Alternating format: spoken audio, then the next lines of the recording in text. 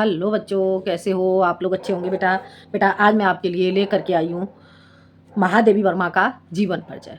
ठीक है बेटा, तो आज हम जान लेते हैं महादेवी वर्मा के जीवन परिचय के बारे में। देख लेते हैं।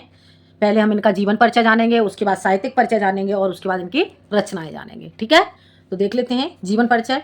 हिंदी साहित्य में आधुनिक मीरा के नाम से प्रसिद्ध कवयित्री एवं लेखिका महादेवी वर्मा का जन्म फर्रुखाबाद के एक शिक्षित परिवार में सन 1907 ईस्वी में होलिका दहन के दिन हुआ था। आगे बेटा समझ में। हिंदी साहित्य में आधुनिक मीरा के नाम से प्रसिद्ध कवयित्री एवं लेखिका महादेवी वर्मा का जन्म फर्रुखाबाद के एक शिक्षित परिवार में सन 1907 ईस्वी में होलिका दहन के दिन हुआ था। इनके पिता गोविंद सहाय और इन्हें किस नाम से भी जाना जाता है? गोविंद प्रसाद वर्मा। ठीक है बेटा, तो इनके पिता का नाम क्या था? गोविंद सहाय या फिर गोविंद प्रसाद वर्मा। ठीक है, भागलपुर के एक कॉलेज में प्रधानाचार्य थे तथा इनकी माता हेमरानी विद्वान धार्मिक महिला थीं। इनके नाना ब्रजभाषा के कवि थे। इस प्रकार महादेवी वर्मा में बचपन से ही साहित्य के प्रति अनुराग उत्पन्न हुआ। आगे बेटा समझ में। महादेवी वर्मा कौन थी? महादेवी वर्मा को आधुनिक मीरा के नाम से जाना जाता है। ठीक है बेटा, ये जो 1 नंबर के क्वेश्चन पूछे जाते हैं तो वहां पे ये क्वेश्चन पूछ लिया जाता है कि आधुनिक मीरा के नाम से किसे जाना जाता है, तो कौन बताओगे? आधुनिक मीरा के नाम से महादेवी वर्मा को जाना जाता है। ठीक है बेटा, तो ये महादेवी वर्मा हिंदी साहित्य में आधुनिक मीरा के नाम से प्रसिद्ध कवयित्री एवं लेखिका महादेवी वर्मा का जन्म फर्रुखाबाद के एक शिक्षित परिवार में हुआ था। ठीक है, और कब हुआ था? 1907 ईस्वी को, होलिका दहन के दिन। ठीक है, इनके पिता गोविंद सहाय भागलपुर के एक कॉलेज में प्रधानाचार्य थे तथा इनकी माता हेमरानी विद्वान धार्मिक महिला थी। इनके नाना ब्रजभाषा के कवि थे। इस प्रकार महादेवी वर्मा में बचपन से ही साहित्य के प्रति अनुराग उत्पन्न हुआ। ठीक है, जो इनकी माता थी, इनकी माता हेमरानी भी विद्वान थी। ठीक है, और धार्मिक प्रवृत्ति की थी। ये भी एक कवयित्री थी, ये साहित्य के बारे में लिखती थी। ठीक है, तो इतना समझ में आ गया होगा बेटा। आगे बढ़ते हैं। महादेवी वर्मा ने 1933 ईस्वी में इलाहाबाद विश्वविद्यालय से संस्कृत में प्रथम श्रेणी में एमए किया।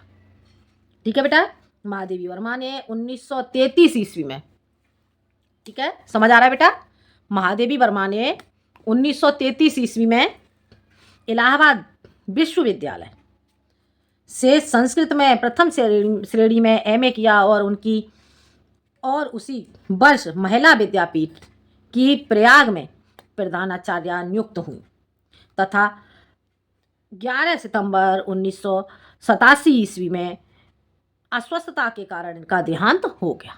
आ गया समझ में। एक बार यहाँ से फिर से देख लेते हैं। महादेवी वर्मा ने 1933 ईस्वी में इलाहाबाद विश्वविद्यालय से संस्कृत में प्रथम श्रेणी में एमए किया। ठीक है, और उसी वर्ष, जिस वर्ष उन्होंने प्रथम श्रेणी में संस्कृत में एमए किया, उसी वर्ष महिला विद्यापीठ में वो प्रयाग में ही प्रधानाचार्य के पद पर नियुक्त हुई तथा 11 सितंबर 1987 ईस्वी में अस्वस्थता के कारण उनका देहांत हो गया।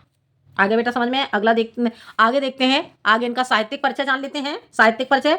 महादेवी वर्मा जी साहित्य और संगीत के अलावा चित्रकला में भी रुचि रखती थीं। महादेवी वर्मा जी साहित्य और संगीत के अलावा चित्रकला में भी रुचि रखती थीं।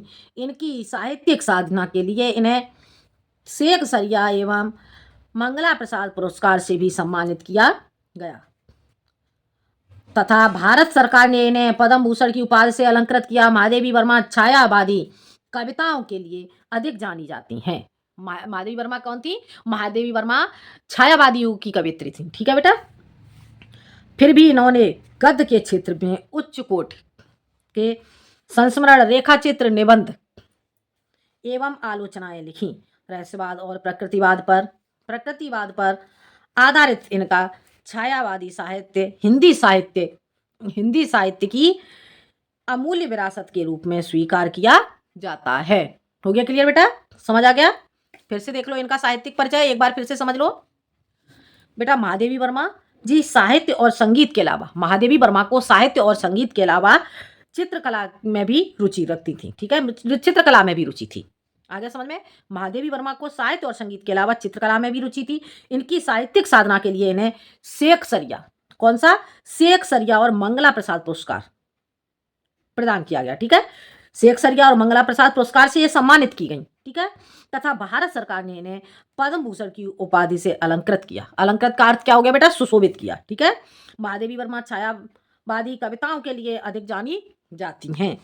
फिर भी इन्होंने गद्य के क्षेत्र में उच्च कोटि के संस्मरण, रेखाचित्र, निबंध एवं आलोचनाएं लिखी। रहस्यवाद और प्रकृतिवाद पर आधारित इनका छायावादी साहित्य हिंदी साहित्य की अमूल्य विरासत के रूप में स्वीकार किया जाता है। आगे बेटा समझ में। अब जान लेते हैं हम इनकी रचनाएं, ठीक है। महादेवी वर्मा की रचनाएं या कृतियां, ठीक है। तो महादेवी वर्मा की रचनाएं निम्नलिखित हैं जो इस प्रकार हैं। अगर समझ में, महादेवी वर्मा की रचनाएं निम्नलिखित हैं जो इस प्रकार हैं। सबसे पहले हम जानते हैं इनके काव्य संग्रह, ठीक है बेटा। काव्य संग्रह में नीरजा, नीहार, रश्मि, सांदगी, दीपशिखा, यामा, ठीक है। काव्य संग्रह इनके कौन कौन से हो जाते हैं? नीरजा, नीहार, रश्मि, सांदगी, दीपशिखा, यामा, ठीक है। ये हो जाते हैं इनके काव्य संग्रह। आगे देख लेते हैं बेटा।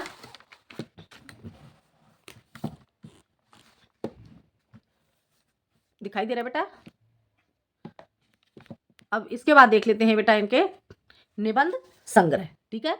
निबंध संग्रह इनके कौन कौन से हैं? छड़दा, श्रृंखला की कड़ियां, अबला और सबला, साहित्यकार की आस्था, अन्य निबंध आदि, ठीक है। कौन कौन से हो गए इनके निबंध संग्रह? छड़दा, श्रृंखला की कड़ियां, अबला और सबला, साहित्यकार की आस्था, अन्य निबंध आदि। आगे आता है इनका बेटा संस्मरण और रेखाचित्र। संस्मरण और रेखाचित्र इसमें अतीत के चलचित्र, स्मृति की रेखाएं, मेरा परिवार और पथ के साथी। अतीत के चलचित्र, स्मृति की रेखाएं, मेरा परिवार और पथ के साथी। आगे संपादन। संपादन में बेटा आपका आ जाता है चांद तथा आधुनिक कवि। चांद तथा आधुनिक कवि, ठीक है बेटा। आगे समझ में। ये था बेटा आपका महादेवी वर्मा का जीवन परिचय, साहित्यिक परिचय और उनकी कृतियां, ठीक है बेटा। बेटा वीडियो आपको पसंद आए तो लाइक करें, शेयर करें और सब्सक्राइब करें। आज के लिए इतना ही। अगले वीडियो में मैं आती हूँ एक नए टॉपिक के साथ। जब तक के लिए धन्यवाद।